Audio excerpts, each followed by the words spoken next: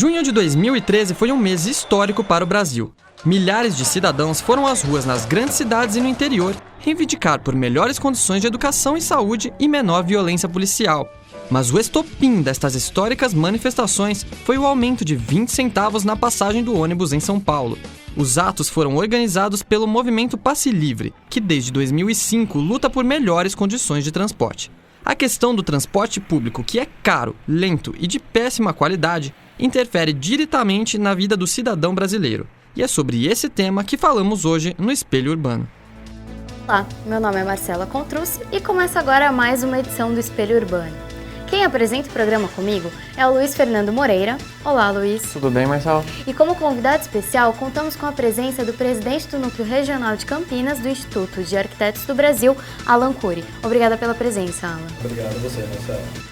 No programa de hoje vamos mostrar o problema crônico do transporte, presente não só em Campinas, como também em todas as grandes cidades brasileiras, e discutir possíveis soluções. Para começar o programa, conheça agora a história dos primeiros ônibus que circularam em Campinas. A cidade completa em 2014 240 anos. Pensando nisso, o Espelho Urbano apresenta um quadro que até julho do próximo ano vai mostrar alguns aspectos históricos.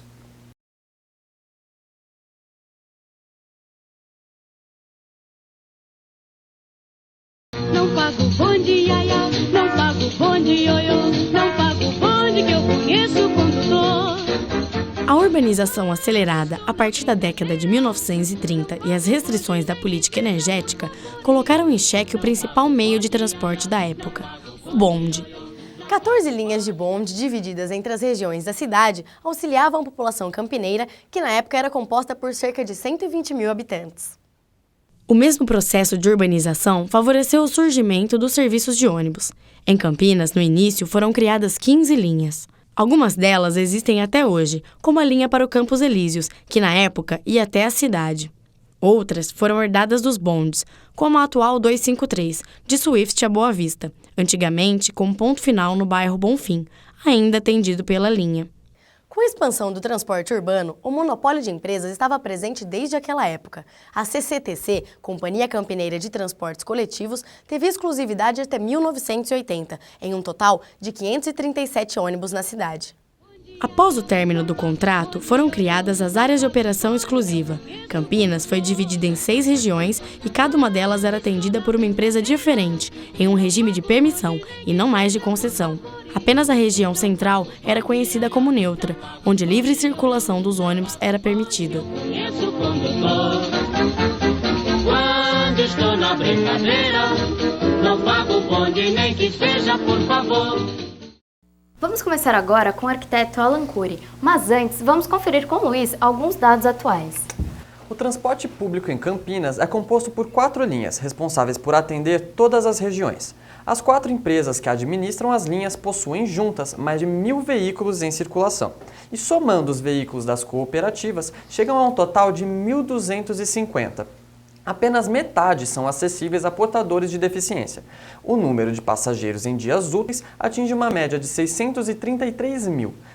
Alan, considerando a última pesquisa do IBGE que constatou que Campinas hoje possui 1.100.000 habitantes, esse número de veículos apontado pelo Luiz é o suficiente? Não, Marcelo, esse número não é suficiente. E também a qualidade desses veículos é um grande agravante da cidade. Os ônibus têm uma idade média relativamente alta e não possuem o conforto que o usuário merece. A cidade de Campinas é uma cidade quente e esses veículos não dispõem ar-condicionado, as poltronas não são confortáveis, não há espaço para as pessoas. Então eu entendo que não está compatível com a cidade de Campinas. E o número de veículos não é o único problema. Quem usa o transporte público todos os dias sabe como é complicado. Confira as principais reclamações na reportagem de Mariana Inácio. Os horários de pico que deveriam ter mais ônibus, eles vêm lotados, você vem espremido. Tá tudo sucateado. Não tem linha que passe no horário. Ônibus lotado no horário de pico. Essas são apenas algumas reclamações dos usuários de transporte público em Campinas. De acordo com pesquisas de opinião realizadas pela INDEC, os principais problemas são não cumprimento de horário, despreparo dos motoristas, mau estado de conservação das frotas, não cumprimento de itinerário e cobrança indevida. A INDEC mantém um espaço para reclamações do transporte público em Campinas. Os dados apontam que a região do Ouro Verde é a mais afetada. A vice-presidente da Associação de Moradores do DIC 6, um dos bairros que compõem a região do Ouro Verde, reclama da condição dos ônibus. Ônibus velho, quebrado, e eles pintaram esses ônibus para dizer que é ônibus novo. Por que só nos outros bairros tem ônibus novo? Os usuários também reclamam dos descuidos dos motoristas, como o Daniel, um dos feridos no acidente com um ônibus que caiu do viaduto Cury no dia 23 de julho. Sobre o dia 23 de julho lá, estava chovendo, entendeu? Saiu o laudo agora da polícia e realmente o motorista estava correndo.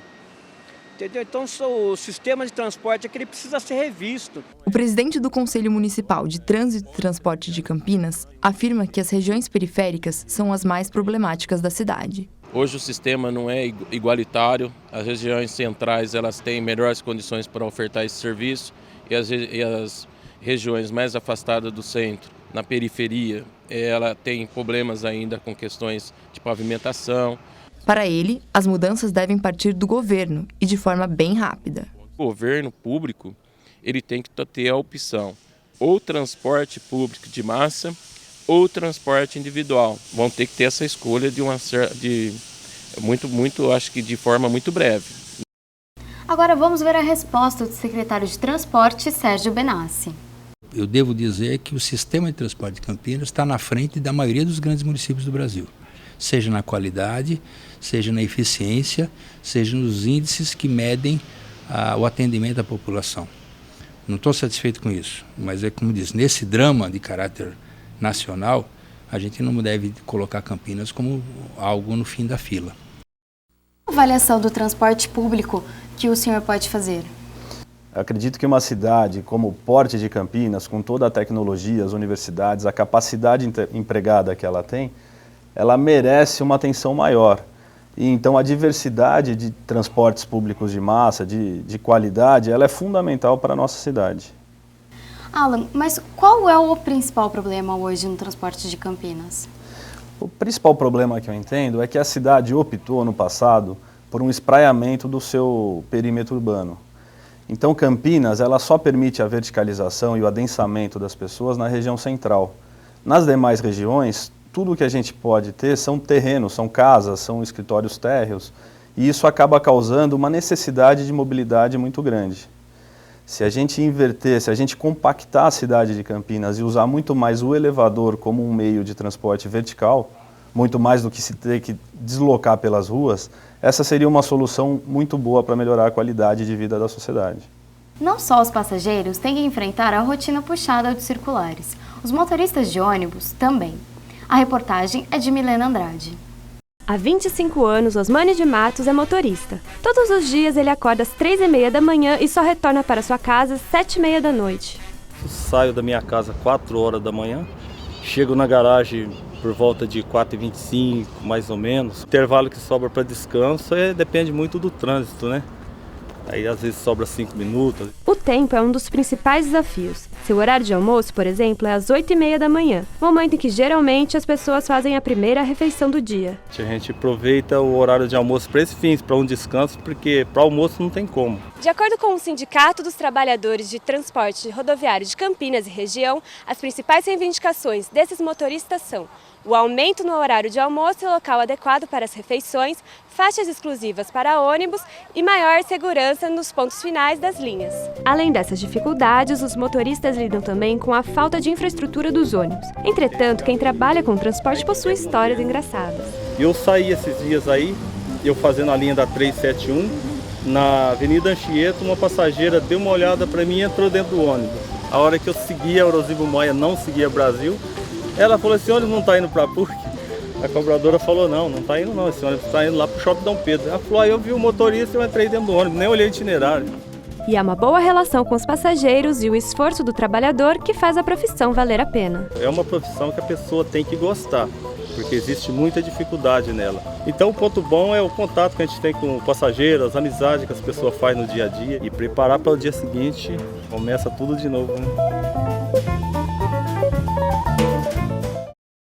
Até agora falamos dos problemas estruturais, mas outra questão é o preço da passagem. E até mesmo a oposição em Campinas está querendo abrir uma CPI. Pois é, Marcela, mas será que os usuários do transporte sabem o que está por trás do valor da passagem? A reportagem é de Beatriz Pulso. Você sabe como é feito o cálculo da passagem? Não. Não faço a menor ideia de como possa ser feito esse cálculo, viu? Não, nunca fiquei sabendo. Como se pode ver, muitos usuários não sabem como se chega ao valor da passagem. Para o cálculo, são considerados alguns fatores: custo de garagem, valor do combustível, salário dos motoristas e cobradores, preço de manutenção dos carros, gastos com aparelhos para passar os cartões eletrônicos e os próprios cartões. Tudo isso dividido pelo número de passageiros. O problema, segundo o vereador Paulo Búfalo, é que a INDEC, responsável pelos cálculos, utiliza informações passadas pelos próprios empresários do setor. Sobretudo, essa questão do número de passageiros transportados, né? A INDEC ela precisa ter valores mais precisos. Além do número de passageiros, outra questão importante para o vereador é o subsídio repassado aos empresários.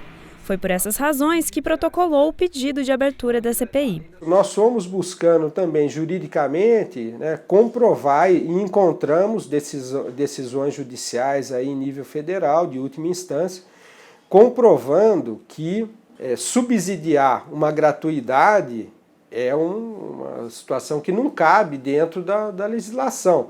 Então, a gratuidade do transporte da pessoa idosa é um direito constitucional que já existia antes do contrato, inclusive, firmado. Para dar início à CPI, são necessárias 11 assinaturas, mas de 33 vereadores, apenas 5 assinaram até agora. Eu acho que nós temos que estudar a planilha como vereadores, essa é a nossa obrigação. Aí, havendo qualquer coisa dentro da planilha, aí sim nós vamos buscar a CPI se for necessária. Não tem prazo ainda. A integrante do movimento Frente contra o Aumento ressalta a importância de abrir essas planilhas. Se eles estão batendo tanto em cima que subsídio tem que existir, tem que ter esse repasse, por que não abrir essas contas para que a gente possa realmente chegar a essa conclusão juntos?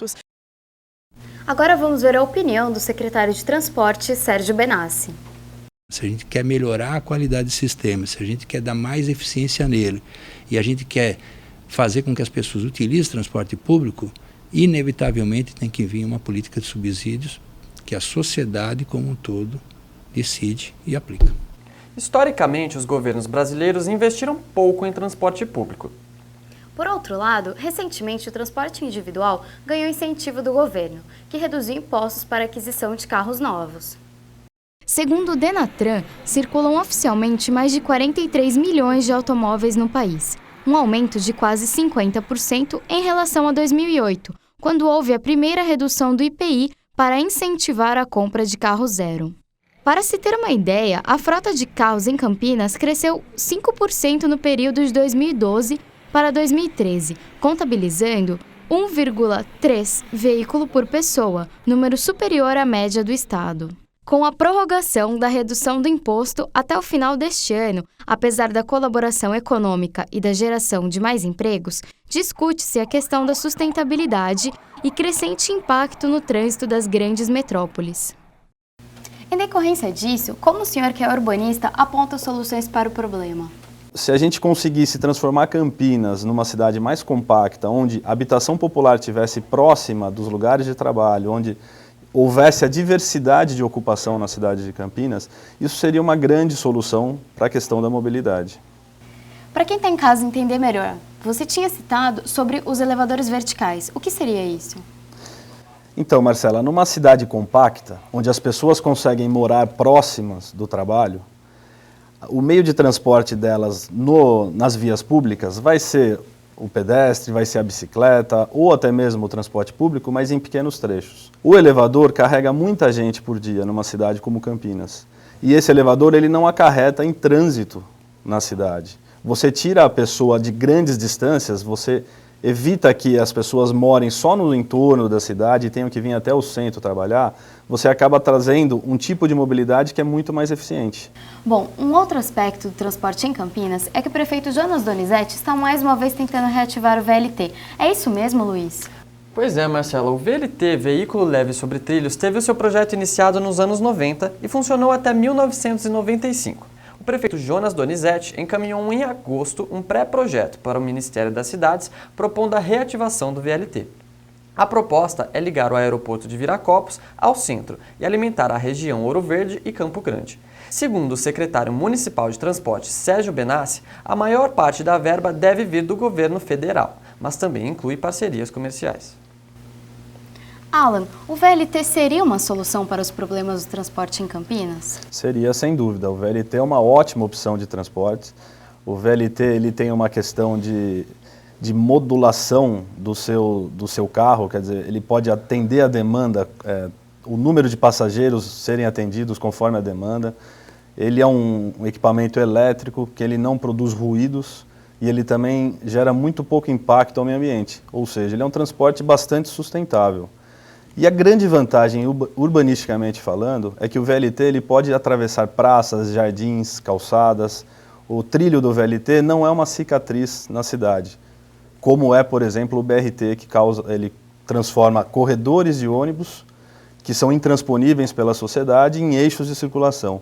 O VLT não, ele pode passar, quando ele passa ele tem um controle, e a partir do momento em que ele se deslocou, aquele espaço volta a ser usado pela sociedade. E as desvantagens desse tipo de transporte, elas existem? O VLT é um veículo que corre sobre o piso, então ele precisa ter uma calha de circulação, um eixo de circulação durante o seu caminho. Essa é uma desvantagem. Em alguns momentos da cidade a gente não consegue transpor esse veículo de uma calçada para um meio de canteiro central e de repente adentrar para um bairro. Isso pode ser um problema a se superar. Certo. Além do VLT, que outras soluções você poderia indicar para solucionar o transporte de Campinas? Então, Luiz, uma cidade como Campinas, uma região metropolitana, uma sede de região metropolitana, ela deve considerar todos os seus modais possíveis. Começando pelo pedestre, mais uma vez, a gente deve valorizar o pedestre. O que eu quero dizer com isso? Calçadas qualificadas, com a inclinação correta, com o pavimento correto, generosas, arborizadas, sombreadas, quer dizer, estimular a circulação do pedestre. Partindo daí, a segunda modalidade, que é muito importante para a cidade, são os ciclistas. E não basta a gente pintar a faixa vermelha no asfalto e achar que aquilo é uma via para a bicicleta. Não. A via da bicicleta ela tem que ser exclusiva, ela tem que ser segura, ela tem que ser protegida e, dentro do possível, também sombreada, porque o cidadão está fazendo uma atividade física e ele merece não receber o sol que a gente tem na nossa cidade. Depois disso, continuamos com os ônibus. As linhas de ônibus elas são fundamentais para capilarizar a população pela cidade. Acima dos ônibus, o BRT ele tem sua importância no sistema de transportes, porque ele leva massas maiores de pessoas em velocidades mais adequadas, em eixos grandes de circulação, mas eles não são a solução definitiva. Acima deles entraria o VLT e uma outra modalidade que também está se empregando no Brasil, que são os monotrilhos. São os trens elevados, mas e também além dele, aí a gente desce para baixo da terra, maneiras de circulação mais lineares, mais rápidas, que são os metrôs. Campinas hoje, na minha interpretação, ainda não tem a viabilidade para o metrô, mas ela já deve começar a pensar onde seriam as estações, para onde iriam esses destinos, para que num futuro breve a gente pudesse iniciar esse tipo de obras. Obrigado, Alan. Bom, eu também gostaria de agradecer a sua participação aqui, que nos ajudou a discussão do tema de hoje. Muito obrigada. Eu que agradeço, Marcela, a oportunidade e muito obrigado, Luiz. Antes de terminar o programa, vamos mostrar o exemplo de um professor de Barão Geraldo que, em meio ao estresse diário causado pelo transporte, ele resolveu fazer a sua parte e revitalizar um ponto de ônibus.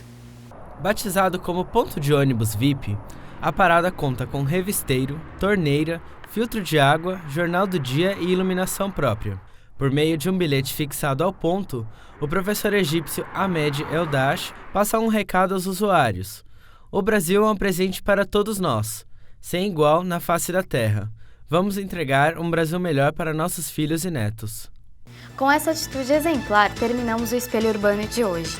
Obrigado pela sua audiência e até a próxima edição. Muito obrigada.